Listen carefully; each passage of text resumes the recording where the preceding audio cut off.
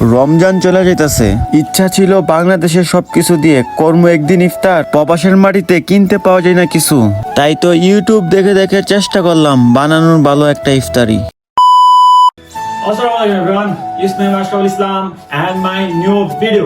So guys, Ramzan চলে গেছে অনেকগুলা, আর মাত্র কয়েকটা রমজান আছে।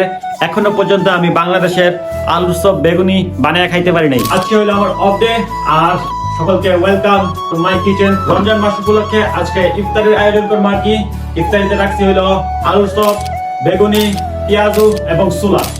এগুলা আপনাদের সাথে আজকে রান্নার চেষ্টা করবো আর কি।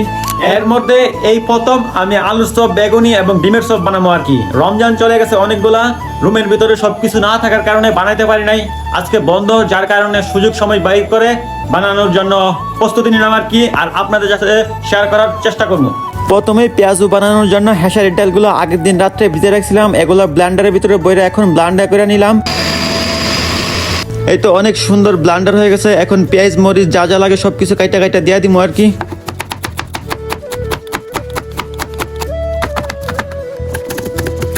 এখন বর্তমানে আমার সবকিছু কাটা হয়ে গেছে। আমি কাটছি কিছু পেঁয়াজ, কিছু কাঁচামরিচ এবং কিছু ধনিয়া পাতা। তার সাথে এখন মই মশলা যা যা লাগে সবকিছু দিয়ে মিক্স করে নিবো আর কি। মিক্স করা শেষ করে এক সাইডে রেখে এখন বেগুন কাটা শুরু করলাম আর কি, বেগুনি বানানোর জন্য। খুব পাতলা পাতলা করে বেগুনির চিরগুলা কাটা ফেললাম আর কি। এখন পানি এবং লবণ দিয়ে বেগুনগুলা ভিজাই রাখবো কিছুক্ষণ টাইম।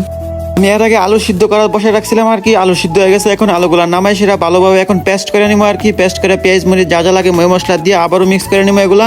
এই তো অনেক সুন্দরভাবে আমাদের আলুর পেস্টগুলো মিক্স হয়ে গেছে।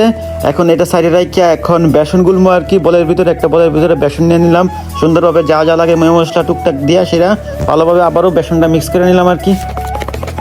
এই তো মিক্স করতে করতে ভালো একটা মিক্সের কালার আসা পড়ছে আর কি, দেখতে পারতেছেন। এখন চুলা আগে অনেকগুলো সিদ্ধ করে ফ্রিজে রেখে দিছিলাম, ওইগুলার থেকে একটা পুটলা নামায় সেটা এখন ভিজাই দিলাম আর কি। ভিজাই দিয়ে ডিমের চপের জন্য ডিম চুলতেছে আর কি, এগুলা সিদ্ধ করে রাখছিলাম এর আগে। ডিম চুলা শেষ করে ডিমগুলা কাটটা ডিমের ভিতরে আলুর যে পেস্টটা আসলো ওইটা লাগাই দিতেছি, আর এবং আলুর চপের লেগে আলুর পেস্টগুলা গোল গোল করে রেডি করতেছি আর কি, সবকিছু যেন তাড়াতাড়ি হয়ে যায়।